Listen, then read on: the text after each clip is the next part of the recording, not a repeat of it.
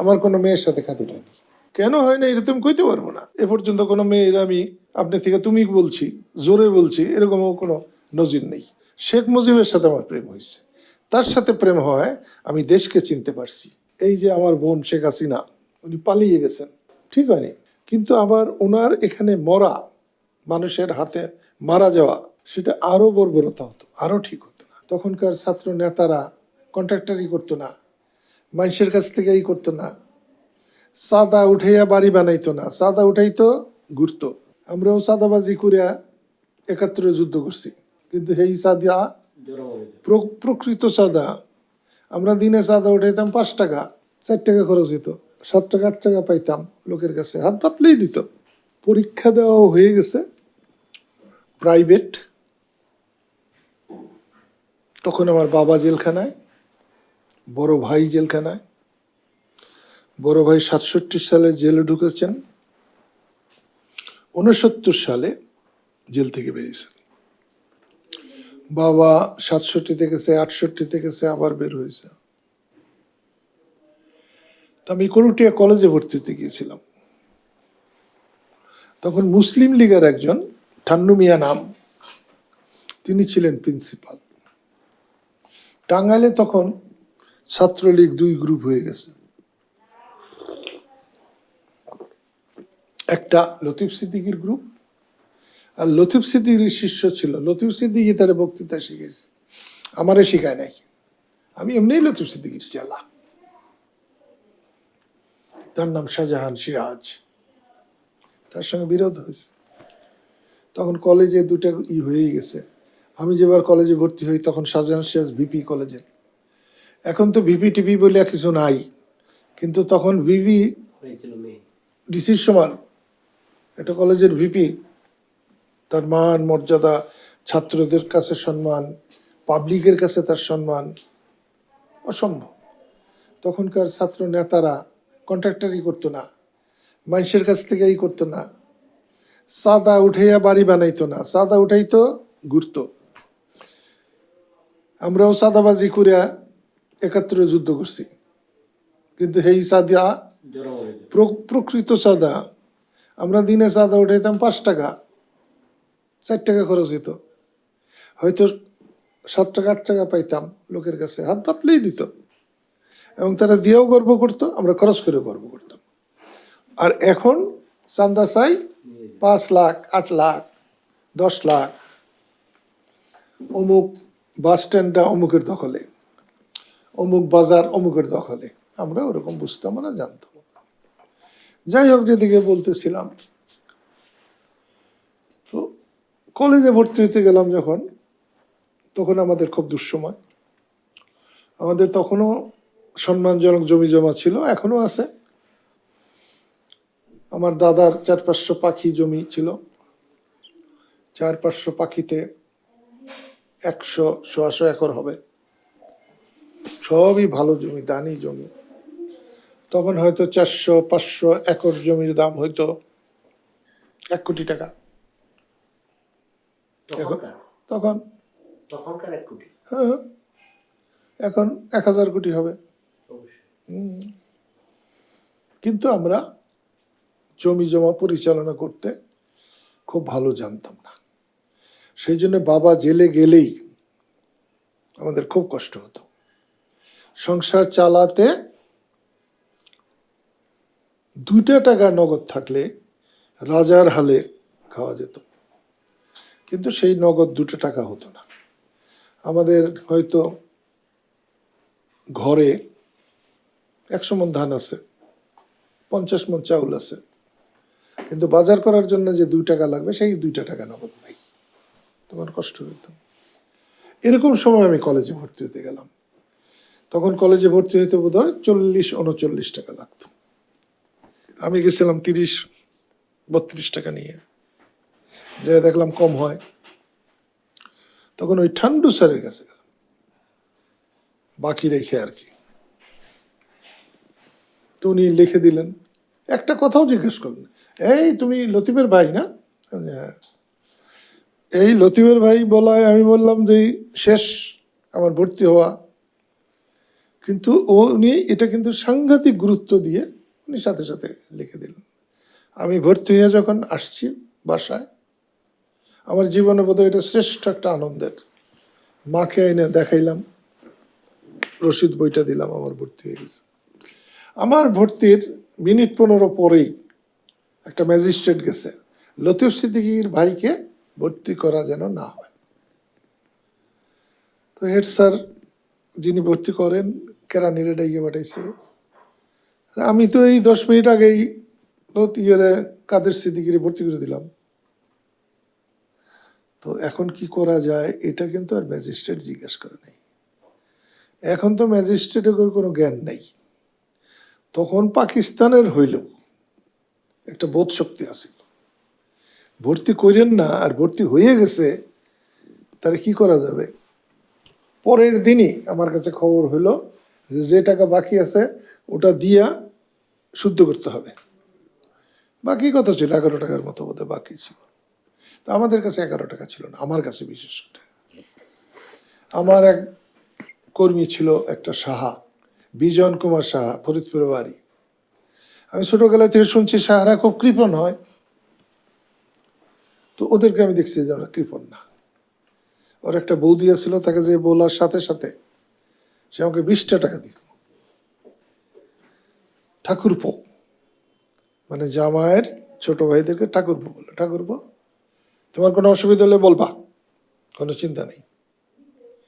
আইসা নিয়ে আমি টাকা দিতে গেছি যখন কেরানি সাহেবকে, কেরানি সাহেব বলতেছে তোমার নামের টাকা দিয়ে দিছে, জমা হয়ে গেছে। কে দিছে? ওই যে টান্ডু মিয়া প্রিন্সিপাল, উনি দিয়ে দিছে। যে যদি বাকি আছে এটা ধইরা যদি ওর ভর্তিটাকে যদি ক্যান্সেল করতে চায় সেজন্য টাকা।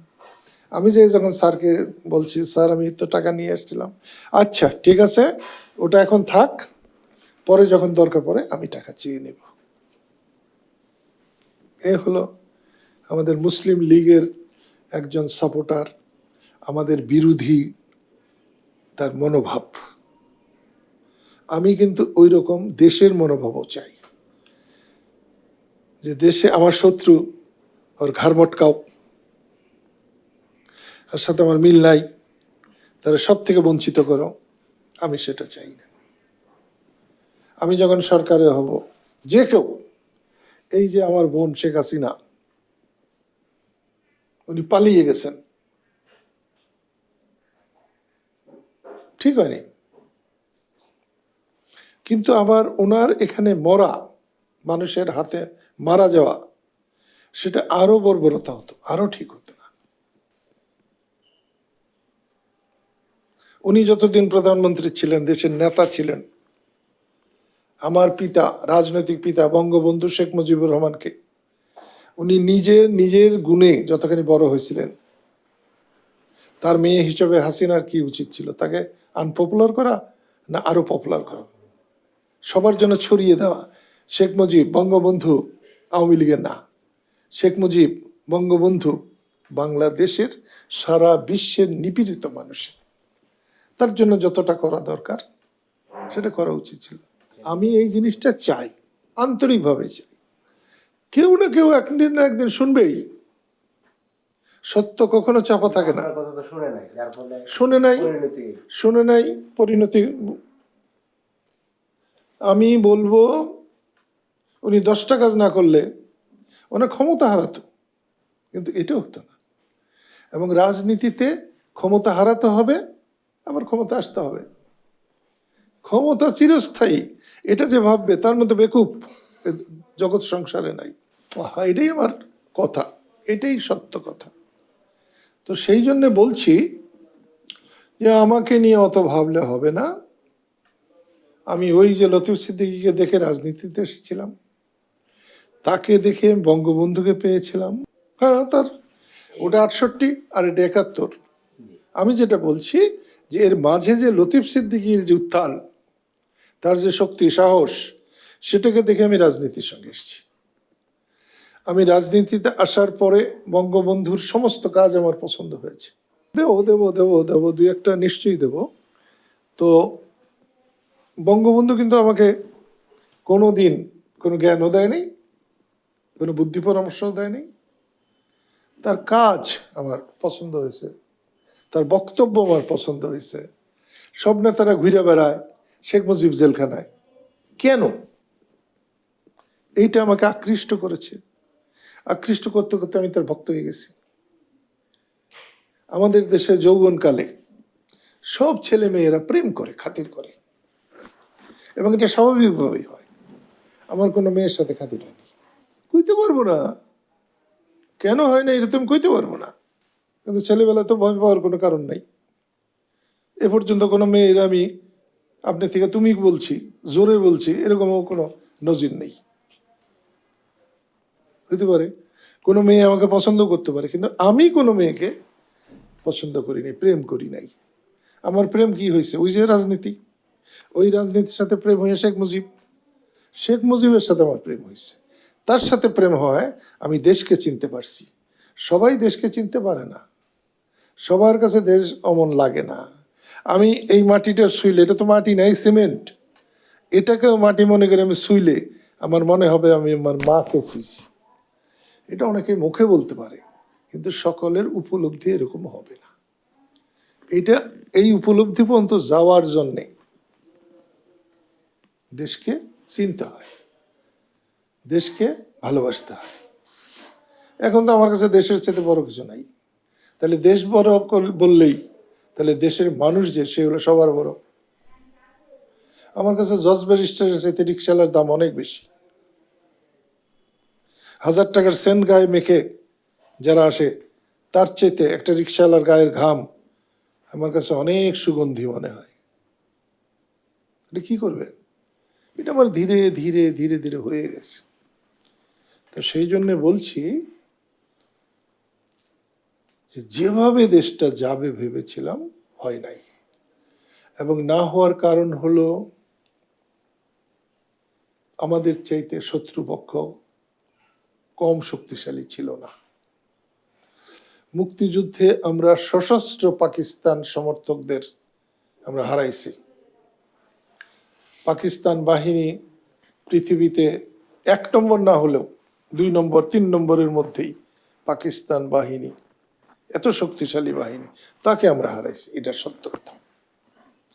কিন্তু পাকিস্তানি মনোভাব, পাকিস্তানি এজেন্ট, পাকিস্তানিদের যে ফলোয়ার্স, সেটা ব্যবসা, সাংবাদিকতা, সাহিত্যে আমরা কাউকেই হারাই নাই, হারাইতে চাইও নাই, হারাইতে পারিও নাই। পাকিস্তানে এখানে যারা ছিল, পাকিস্তানের পেইড টাকা পাওয়া লোক, শিক্ষিত লোক, ডাক্তার, উকিলদের মধ্যে, শিক্ষকদের মধ্যে, ওদের পেইড লোক যারা ছিল, তাদের কি আমরা হাত দিতে পারছি? হাত দেব তো কথা, আমরা বুঝতেই পারিনি। মুক্তিযুদ্ধের সময় 15ই ডিসেম্বর পর্যন্ত যারা পাকিস্তানের রক্ষা করেছে, প্রশাসনের লোক, সব কয়টাই তো 16ই ডিসেম্বর বাংলাদেশের প্রশাসনের লোক হয়ে গেছে। যেটা এখন এই বৈষম্য বিরোধী আন্দোলনের পরে যেটা হয়েছে, শেখ হাসিনার অনুরক্ত ভক্ত 5-8, আরো 10 বছর লাগবে সবটিটা সরাইতে। সরানোর জন্য তো উপযুক্ত লোক লাগবে। শেখ হাসিনার ময়মনসিংহের ডিসি রে বগুড়ায় বদলি করব, বগুড়ার ডিসি রে খুলনায় নেব, আর কি কিছু করার ক্ষমতা আছে? ওইখানে কয়টা উপদেষ্টা বানাইলেই বদল হয়ে গেল, বঙ্গবন্ধুর বাড়ি পড়লেই সব হয়ে গেল। মিশরকে পুড়েছিল কে? চিঙ্গিস খান। সেই সময় সভ্যতাকে পুরে চারকার করেছে, হালাকু খানরা পুড়েছে। এখানে একটা মানুষকে বলেছে বঙ্গবন্ধুর জাদুঘর যখন পোড়া হলো, কেউ কি বলেছে যে অন্যায় কাজ হয়েছে? এই যে সমন্বয়করা, ওরা যদি বলতো, ওদেরকে সম্মান কমতো যে এই কাজটা আমরা সমর্থন করি না? এসে বঙ্গবন্ধুকে অস্বীকার করে কেউ টিকবে? নো। ইতিহাসকে অস্বীকার করে, সত্যকে অস্বীকার করে কেউ টিকবে না। বাংলাদেশ মুছে যেতে পারে, বঙ্গবন্ধু শেখ মুজিব মুছবে না। তাহলে বাংলাদেশও মোছার দরকার না, বঙ্গবন্ধুকে মোছার দরকার না। বঙ্গবন্ধু আর শেখ হাসিনাকে এক করার কোনো মানে হয় না।